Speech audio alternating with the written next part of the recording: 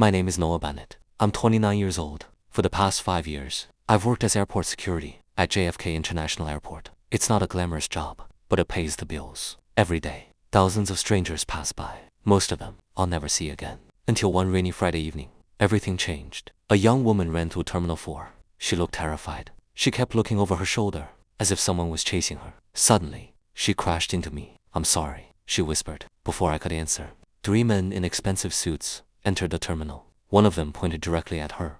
"There she is." Without thinking, I grabbed her hand. "This way." I led her through an employees-only corridor. We hid inside a maintenance room. For several minutes, no one spoke. She was breathing heavily. Her hands were shaking. Finally, she looked at me. "Thank you."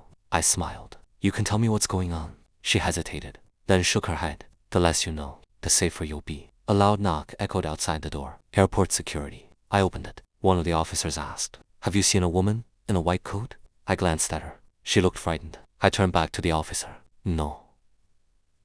He nodded and walked away. She stared at me. "You just lied for someone you don't even know." I shrugged. "You looked like you needed help." For the first time, she smiled. "My name is Lily. I'm Noah." She reached into her bag, pulled out a small silver key, and placed it in my hand. "If anything happens to me, don't lose this." Before I could ask why, her phone rang. She looked at the screen, and her smile disappeared. "They found me." She ran toward the boarding gate. Seconds later, she was gone.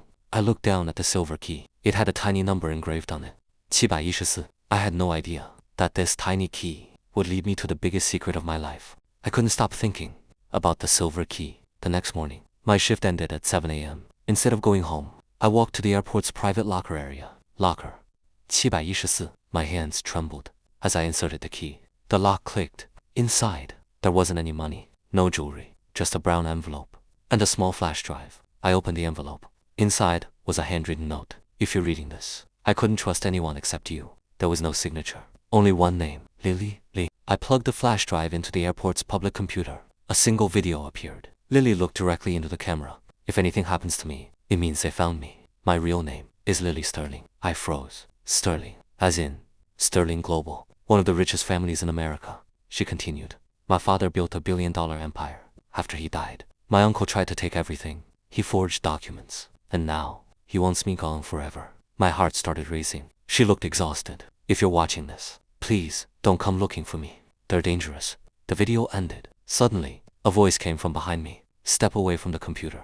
I turned around. 2 men in black suits, the same men who had chased Lily yesterday. One of them smiled. "We're here for the flash drive." I grabbed it and ran. The entire terminal erupted into chaos. People screamed. Security alarms echoed through the building. I sprinted toward the parking garage. One of the men was gaining on me, just as he reached for my shoulder. A black SUV slid to a stop beside me. The passenger door flew open. A familiar voice shouted, "Noah." It was Lily. "Get in."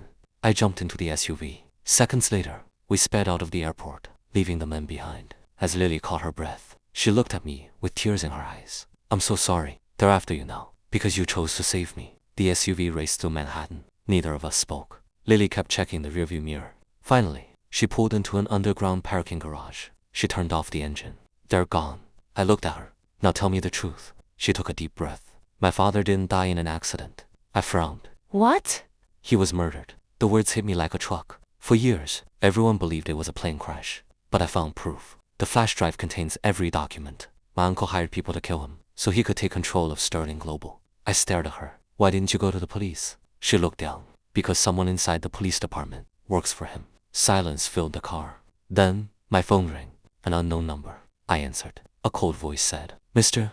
Bennett, you have 1 hour. Return the flash drive, or your mother dies." My blood froze. "Who are you?" The call ended. I immediately called my mother. No answer. Again, nothing.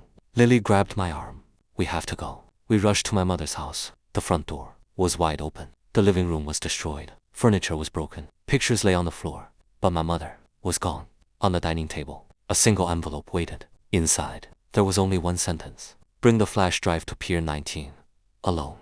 Lily looked at me. "It's a trap." I closed my fist around the flash drive. "I don't care if they have my mother. I'm going." Lily stepped in front of me. "Then I'm coming with you." I shook my head. "It's too dangerous." She looked straight into my eyes. "The moment you protected me, we became a team." For the first time, I realized I wasn't fighting for a stranger anymore. I was fighting for the woman I had started to love.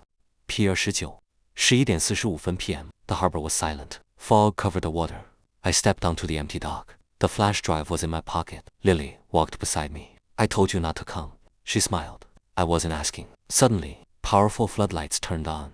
Dozens of armed men surrounded us. At the center stood Victor Sterling, Lily's uncle. He smiled. I knew you'd come. Where's my mother? I shouted. Victor snapped his fingers. 2 men brought my mother forward. She was frightened, but unharmed. Victor held out his hand. The flash drive. I slowly reached into my pocket. Lily whispered, Noah, don't.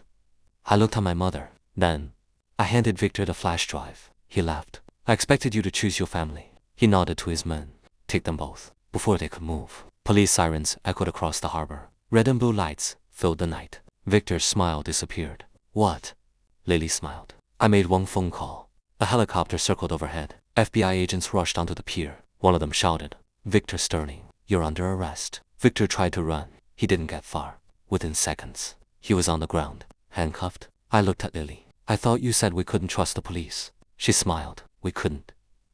So I called the FBI. An agent walked toward us. He held up another flash drive. The one you gave Victor was empty. I looked at Lily. You switched it. She nodded. On the drive here. I laughed. You planned all of this. She smiled. I had a good partner.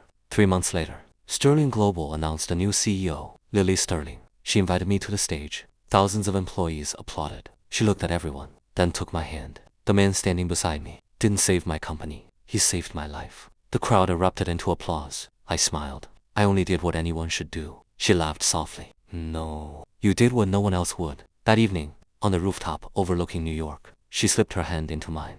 You know, if I hadn't bumped into you at the airport, I would have lost everything. I smiled. And I would have never found you. As the city lights sparkled below us, I realized, sometimes, the greatest love story begins with helping a complete stranger.